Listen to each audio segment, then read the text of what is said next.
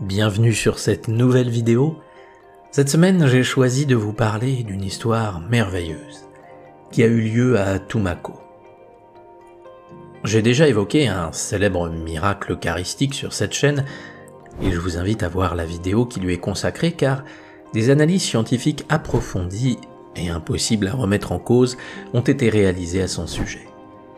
Cette fois-ci, ce miracle eucharistique est de nature complètement différente. Je souhaite qu'il vous inspire profondément en vous faisant prendre conscience que le lien que nous avons avec Dieu peut tout transformer dans notre vie, même si tout semble perdu. Juste avant de démarrer, je voulais vous signaler que ces derniers temps, je subis des attaques d'arnaqueurs qui créent de faux comptes afin de soutirer de l'argent aux plus crédules. Je les ai signalés à YouTube, mais cela continue à mon grand étonnement. L'arnaqueur crée un compte qui possède le même nom que le mien et utilise mon logo. Il vient ensuite répondre à des commentaires en faisant des demandes de dons pour un pays étranger. En général, le texte est tellement écrit bizarrement que cela saute aux yeux, que ce n'est pas moi, mais je préfère vous prévenir et vous donner quelques astuces.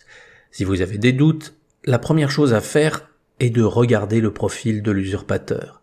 Et vous verrez que son compte a été créé récemment et ne possède aucun abonné, ou presque.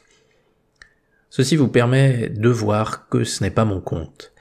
Mais surtout, sachez que lorsque je fais une réponse officielle à quelqu'un, le nom de ma chaîne apparaît en texte blanc sur fond sombre.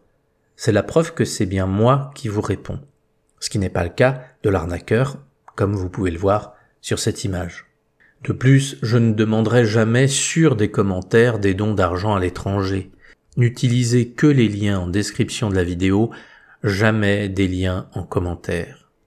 Et si vous avez des doutes, écrivez-moi par mail ou sur ma page Facebook ou Instagram, mais jamais en répondant à un commentaire. Mes coordonnées sont en description de chaque vidéo.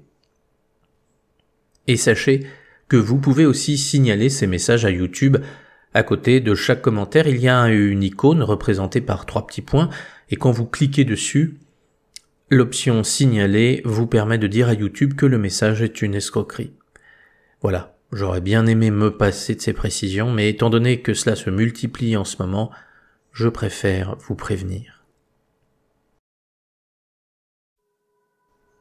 Nous sommes le 31 janvier 1906, à Tumaco, un petit hameau de Colombie qui se trouve au bord de la mer. Au centre du village se trouve l'église où résident 2 prêtres, le père Gerardo Larrondo de San José, nommé curé de Tumaco, et son assistant, le père Julián Moreno de San Nicolás. Les habitants sont très croyants et il règne une grande ferveur religieuse. Tout est calme en cette matinée, et chacun vaque à ses occupations habituelles. Soudain, à 10h36, une terrible secousse impacte toute la bourgade. Les petites maisons se fissurent et l'église tremble au point que les statues se brisent et les tableaux tombent à terre. En quelques secondes, c'est la panique générale. Les habitants, pris de terreur, se réunissent instinctivement, là où ils en ont l'habitude, devant l'église. Le père, Gerardo Larrondo, essaie de calmer la foule avec des paroles réconfortantes, mais un pêcheur surgit en annonçant que la mer vient de se retirer à 1 kilomètre de la plage. Le prêtre comprend que le pire est à venir. Peut-être vous demandez-vous pourquoi ? Il me faut ouvrir une petite parenthèse et vous donner quelques précisions. Un tremblement de terre se mesure grâce à l'échelle de Richter. Pour rappel, cette échelle a été établie en 1935 par le géologue américain Charles Francis Richter. Elle se compose de 9 magnitudes et le tremblement de terre qui vient de frapper la Colombie est d'une magnitude de 8,8, ce qui est extrêmement violent et rare. Mais le plus terrible, c'est que ce séisme a eu lieu dans l'océan Pacifique et il va donc nécessairement engendrer un gigantesque tsunami. C'est ce que comprend le père Gerardo Larrondo quand le pêcheur lui annonce que la mer s'est retirée à 1 kilomètre de la plage. Il sait que c'est la manifestation du tsunami qui avance. Le chaos règne dans le petit village de Tumaco. Tous les habitants hurlent. La panique les submerge. Ils savent que le tsunami approche et qu'il n'y a aucun lieu où se réfugier. La seule issue, c'est la mort. Et cette idée terrorise tout le monde. Face à cela, le père Gerardo Larondo se sent lui aussi envahi par cette épouvante et elle commence à le paralyser. Mais c'est un homme à la fois intense. Et il prend alors une grande respiration et s'adresse à Dieu afin de savoir quoi faire. Une idée lui vient. Il se précipite vers le tabernacle de l'église afin de sortir une grande hostie consacrée. Son inquiétude se dissipe immédiatement en la voyant. Ce n'est pas qu'un bout de pain qu'il a devant lui, c'est le corps de Jésus. Il pense alors, je ne sais ce qu'il adviendra, mais une chose est sûre, je serai fidèle à Dieu.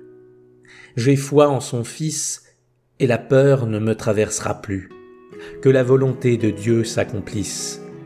Le père Gerardo Larondo sort alors de l'église en tenant l'hostie élevée devant lui. Et alors que la foule est toujours en train de paniquer et hurler, en voyant le prêtre brandir l'hostie, le silence se fait. Il regarde, avec douceur, chacun des villageois.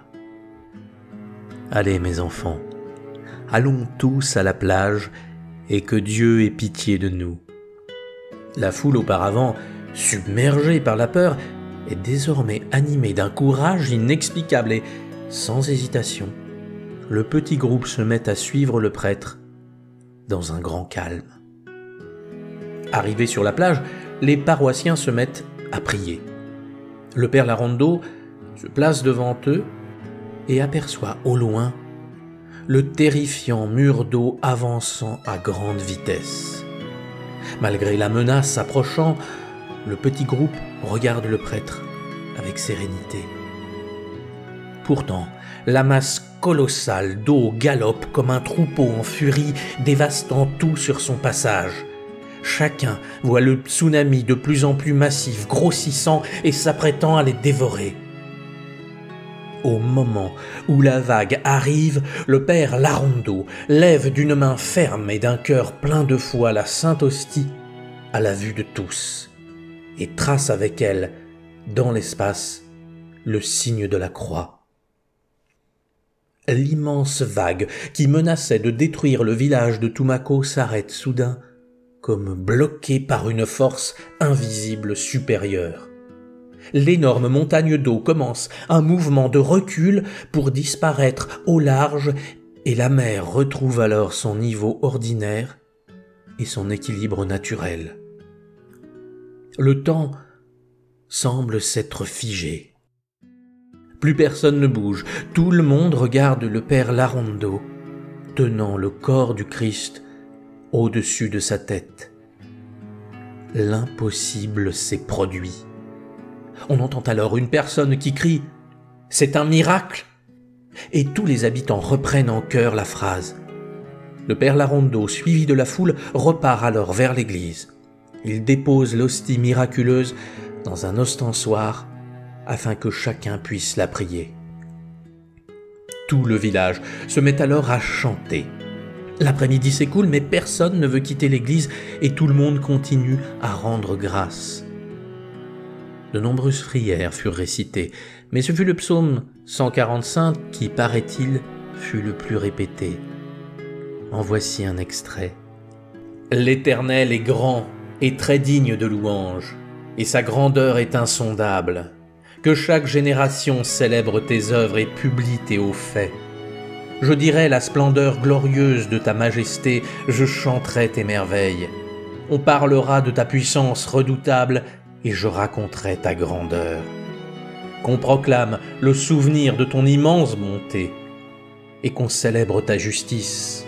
L'Éternel est miséricordieux et compatissant, lent à la colère et plein de bonté. L'Éternel est bon envers tous, et ses compassions s'étendent sur toutes ses œuvres. Toutes tes œuvres te loueront, ô Éternel, et tes fidèles te béniront. Ils diront la gloire de ton règne, et ils proclameront ta puissance. Il faut savoir que ce miracle eucharistique a été oublié, et c'est le bienheureux Carlo Acutis qui l'a remis au goût du jour. Si vous ne connaissez pas Carlo Acutis, sachez que c'est un jeune adolescent italien qui a découvert l'ampleur des miracles eucharistiques à travers le monde. Il en fut si fasciné qu'il a bâti une belle exposition qui a été traduite et diffusée sur les 5 continents. Si vous êtes intéressé, dites-le moi en commentaire et je ferai une vidéo sur sa vie courte mais si intense. Son corps est resté intègre, il ne s'est pas décomposé et est exposé aux yeux de tous. Peut-être que certains d'entre vous se demandent pourquoi est-ce que le Seigneur ne sauve-t-il pas tout le monde quand il y a une catastrophe ? Je n'ai bien entendu pas de réponse toute faite à vous proposer. Ce que je suis certain en revanche, c'est que durant ce tsunami, le père Larondo aurait pu céder à la panique et s'enfuir afin de sauver sa peau. Mais il ne l'a pas fait. Son premier réflexe a été de se relier à Dieu et de lui demander de l'aide, au lieu de laisser la peur le diriger. Et je pense que c'est bien là une piste qu'il faut creuser. Lorsque nous vivons des épreuves difficiles, combien d'entre nous agissent ainsi ? En général, nous paniquons. Mais comment Dieu peut-il nous sauver si nous lui fermons les portes ? Si notre être est plein de peur, il ne peut plus y avoir de place pour Dieu. On dit que la foi peut déplacer les montagnes. Cette histoire nous prouve qu'elle peut dévier un tsunami. Alors, prenons exemple sur le père Gerardo Larondo de San José. Ayons une foi véritable et puissante. Ce qui compte, c'est la volonté de Dieu. Peut-être serons-nous sauvés, peut-être ne le serons-nous pas. Nous n'avons pas de certitude à ce sujet car nous ne connaissons pas les plans de Dieu. Mais si nous pouvons nous présenter devant le Seigneur en ayant gardé la foi au lieu de céder à la panique, alors grande sera notre récompense. Attention, avoir la foi ne signifie pas que l'on peut être imprudent et irresponsable. Si quelqu'un traverse une autoroute les yeux fermés en se disant que Dieu le sauvera car il a la foi, c'est plus une démonstration de stupidité qu'autre chose. La volonté de Dieu, ce n'est pas cela, ni même, comme je le vois parfois, un prétexte pour tout abandonner et ne pas progresser. Oui, je vois souvent des personnes qui, face à un échec, se disent « Ah, ça n'a pas marché, c'est que Dieu ne le voulait pas », et ils abandonnent. Non, la foi ne doit pas être une façon subtile d'excuser nos faiblesses et nos négligences. La foi, c'est un lien puissant qui nous unit à Dieu. Elle nous permet d'avoir la certitude que nous serons toujours aimés et jamais abandonnés. Et vu les difficultés de la vie, il peut nous arriver à tous de briser ce lien et de nous remplir la tête d'absurdité en pensant que nous sommes des moins que rien. Nous devenons alors les serviteurs d'autres forces, plus obscures, et travaillons à notre insu à leur service pour la corruption de ce monde. Alors, que ce miracle nous inspire, qu'il nous rappelle que nous ne sommes pas des faibles et des incapables, mais des enfants de Dieu. Notre vie ne doit pas se résoudre à simplement accumuler quelques biens et se donner bonne conscience en faisant une bonne action de temps en temps. Et ce n'est pas parce que nous avons vécu des échecs ou fait des erreurs qu'il faut tout arrêter. Je vous le redis encore, et je ne cesserai de vous le redire. Nous sommes des enfants de Dieu. Notre destin n'est pas de ramper sur le sol, mais d'irradier la plus belle des lumières. Soyons comme notre Père et devenons créateurs au lieu de subir. Certes, nous n'y sommes pas encore. Mais si nous ne faisons pas le premier pas pour entamer ce voyage vers la divinité, alors rien n'avancera jamais. Oui, la route est difficile. Oui, nous sommes tombés et tomberons encore. Mais que cela ne soit pas une excuse pour rester à terre. Pensez-vous qu'un virtuose du piano cesse de jouer la plus belle des symphonies car il s'est trompé en s'entraînant ? Non. Il persiste en jouant encore, et à chaque fois, sa mélodie devient plus belle et plus émouvante. Cette mélodie, c'est notre vie. Alors trouvons l'instrument symbolique qui nous inspire et devenons nous aussi des virtuoses, capables de jouer des hymnes qui pourront émouvoir les saints et les anges.